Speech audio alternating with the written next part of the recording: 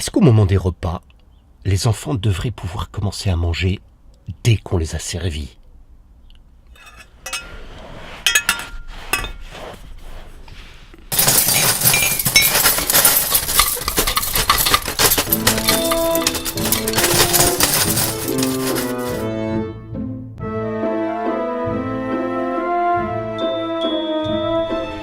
La question qui ne se pose peut-être pas suffisamment souvent dans les familles, c'est est-ce qu'au moment où on sert l'assiette des enfants, les enfants devraient pouvoir avoir la permission de commencer à manger tout de suite? Eh bien, non, non, non, non, non. Le repas est un moment important. Ce n'est pas un moment banal, même si ça revient très souvent dans la journée, dans la semaine, et que quand on est la personne chargée de faire beaucoup de cuisine, on aimerait bien que ça revienne moins souvent.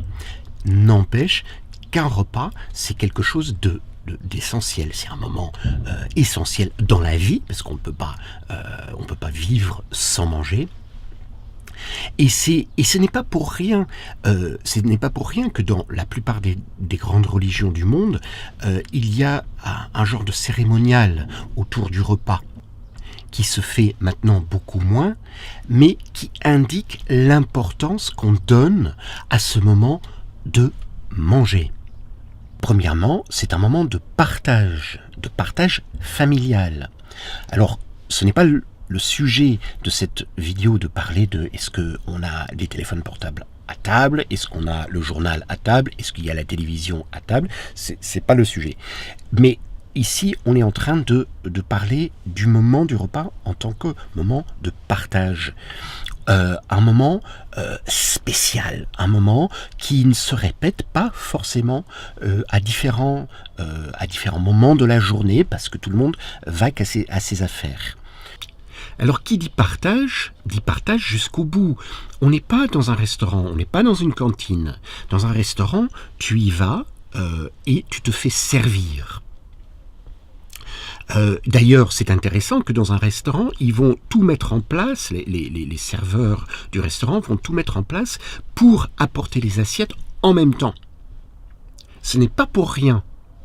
On n'amène pas une assiette et puis 3 minutes plus tard ou 5 minutes plus tard, on amène une deuxième assiette. Alors ça peut arriver parfois, mais en général c'est parce qu'il y a eu des problèmes techniques, et en général c'est pas très bien vu. On va dire que ce restaurant, ils n'ont pas assuré, parce que quelqu'un avait déjà commencé à manger alors que l'autre le regardait manger, ou quelqu'un avait déjà fini de manger alors que l'autre, son assiette est arrivée, ou quelqu'un n'a pas voulu commencer et pour le coup sa nourriture s'est refroidie. Donc, ce n'est pas pour rien si dans un restaurant là où on paye pour y aller, où c'est un moment spécial, c'est pas pour rien que les restaurateurs vont amener les plats tout prêts, en même temps, à peu près. Une cantine, c'est encore autre chose. C'est dans des bureaux, ou c'est dans des écoles, c'est un peu différent. Ici, dans la maison, on est dans un moment de partage. Donc, on partage tout.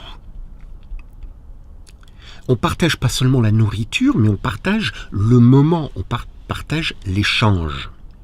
Alors si on partage tout, ça veut dire qu'on commence ensemble. Au fait, le repas, il doit avoir un genre de cérémonial. C'est tellement important, le repas. C'est tellement un lien de famille, le repas. C'est tellement quelque chose que nous, en tant que parents, quand nos enfants seront partis, quand ils auront grandi, ils auront quitté la maison, c'est des moments qu'on regrettera. Je pense que c'est des moments où on peut très facilement se sentir triste, même si parfois des repas, c'est un peu le bazar, il y a trop de bruit, les enfants parlent trop. Je voudrais bien de temps en temps qu'ils se taisent un peu plus. Parfois il y a des disputes, parfois il y a la vie, mais je suis certain que le jour où mon premier enfant sera plus à la maison, mon deuxième enfant sera plus à la maison, et que à la fin que aucun de mes 4 enfants ne seront plus à la maison, et que je me retrouverai face à ma femme, ce n'est pas que j'apprécie pas ma femme, mais je pense qu'il y aura une tristesse de tous ces moments de vie condensés, qui quelque part ne seront plus. Et il est vrai que quand on est dans le coup, quand on est dans ces repas, quand on est dans la répétition, quand on est dans ce qui semble être banal, parce qu'on mange 2 fois, 3 fois par jour, après ils sont à l'école, donc on n'est pas forcément ensemble, mais globalement, tu vois ce que je veux dire, on mange régulièrement, donc on peut se dire, c'est banal, encore un repas, qu'est-ce que je vais faire des pâtes, mais justement, ça ne doit pas passer comme une banalité. Et je pense que introduire un genre de cérémonial tout simple vis-à-vis de repas, c'est quelque chose qui peut vraiment marquer les habitudes, marquer le temps comme ce temps ensemble d'échange, de parler, de le marquer comme un moment à part. De le marquer évidemment pour nous les parents, mais de le marquer en particulier pour nos enfants. Que justement, ce n'est pas un moment comme un autre. Évidemment, c'est un tout petit peu différent si on a un tout petit bébé. Je ne suis pas en train de parler du petit bébé qui hurle parce qu'il a faim.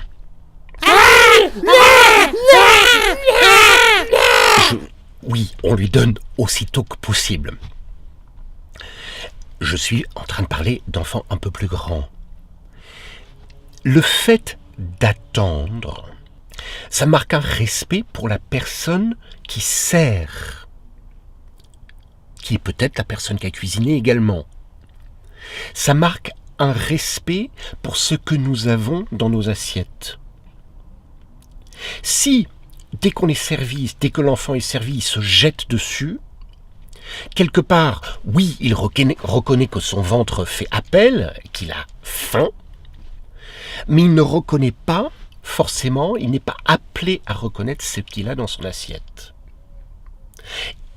Ni qu'il a la chance d'avoir ça dans son assiette, d'un point de vue, économique, que nous faisons partie d'un pays où on arrive globalement, principalement à nourrir nos enfants, une reconnaissance aussi des légumes, de la viande, du poisson, qu'on peut avoir dans son assiette et que ces choses-là viennent de quelque part. Et bien sûr une reconnaissance du travail du cuisinier et de celui qui sert, mais aussi une reconnaissance de ce moment que chacun va apprécier. Et que c'est pas...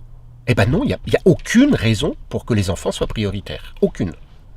Il n'y a aucune raison pour que les enfants se jettent dessus alors que les adultes sont encore en train de travailler.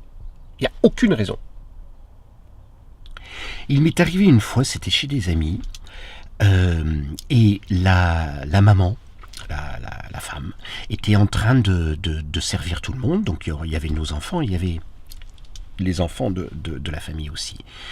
Et le plus grand, c'était un ado, à l'époque, il devait avoir 14 ans ou quelque chose comme ça, qui commence à être un gaillard. Évidemment, à cet âge-là, ça mange, ça a faim.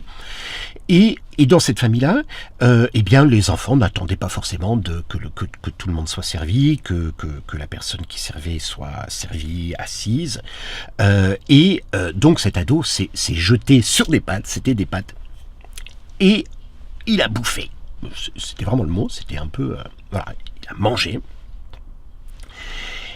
Et il a tellement vite mangé que, au bout de, je ne sais pas combien, 3 minutes, il a demandé à en ravoir. À être resservi une deuxième fois. Alors que certains d'entre nous n'avaient pas été encore servis une première fois. Et très certainement, sa maman n'avait pas été servie une première fois, elle ne s'était même pas assise, parce qu'elle travaillait depuis le début. Et je suis désolé, c'est pas possible. C'est pas possible, c'est pas quelque chose qui est respectueux des autres, et qui est respectueux surtout de la personne qui travaille.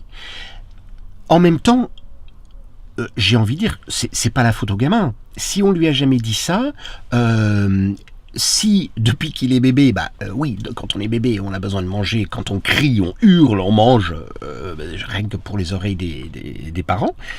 Mais si on n'indique pas par ce cérémonial de l'attente, de regarder ce qu'on a dans son assiette pendant que les autres se font servir, de faire attention à ce qui se passe autour de soi, en disant oui, mon frère il n'est pas encore servi, ma soeur, mon papa il n'est pas encore servi, d'être conscient pas seulement de ce qu'il y a là dans mon assiette, mais là ce qui se passe autour de moi.